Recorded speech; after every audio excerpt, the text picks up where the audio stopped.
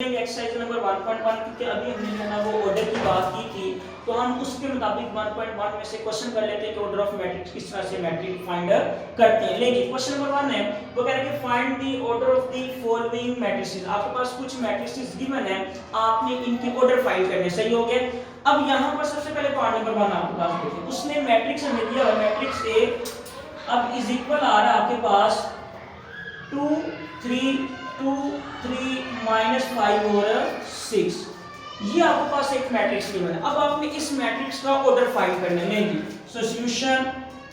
अब देखिए हमने अभी ऑर्डर ऑफ मैट्रिक्स की जो है वो डेफिनेशन देखी है, वो हमारे पास क्या थी कि ऑर्डर ऑफ मैट्रिक्स बेसिकली हमारे पास क्या होता है कि number of rose by number of columns. Clear.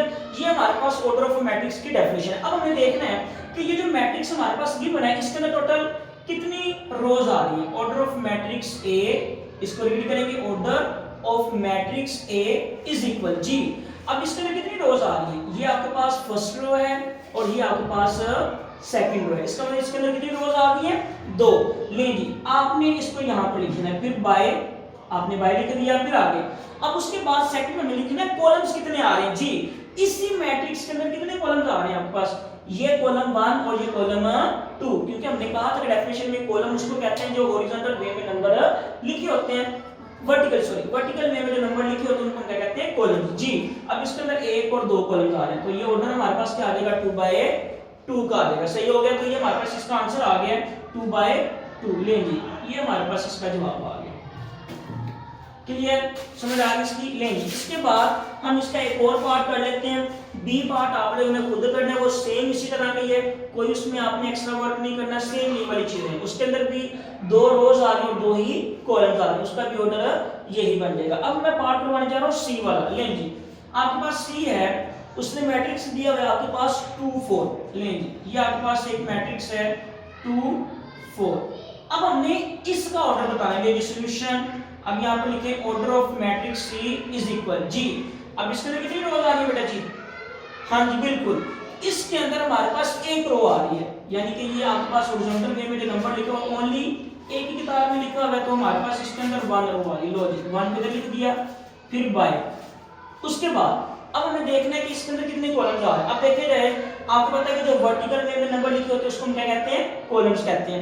अब वर्टिकल वे एक ये है, इसका मतलब ये कॉलम 1 है।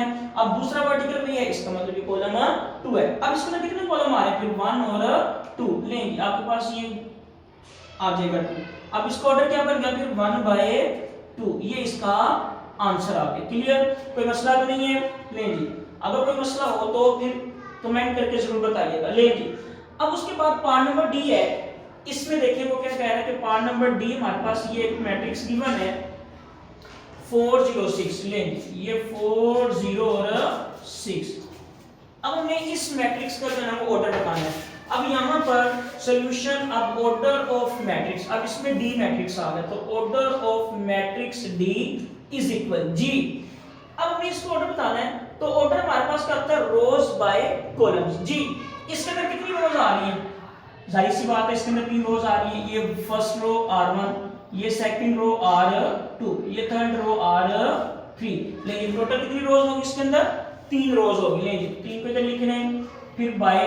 अब इसके अंदर कितने कॉलम्स आ रहे हैं, देखिए जरा, आपको पता है कि वर्टिकल वे में जो नंबर होते हैं उनको क्या कहते हैं, कॉलम्स कहते हैं जी। वर्टिकल वे में आपके पास जो नंबर लिखे होते हैं वो ये, इसका मतलब इसके अंदर एक ही कॉलम आ रहा है तो उसको आप 1 कह देंगे। लेंगे तो ये हमारे पास जो है ना ये ऑर्डर आ गया है मैट्रिक्स डी का जी।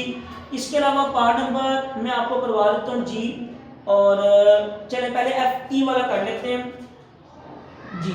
ये हमारे पास एक मैट्रिक्स ई गिवन है, वो दिया हुआ है ए डी बी ई और सी एफ। लेंगे ये आपके पास एक मैट्रिक्स गिवन है।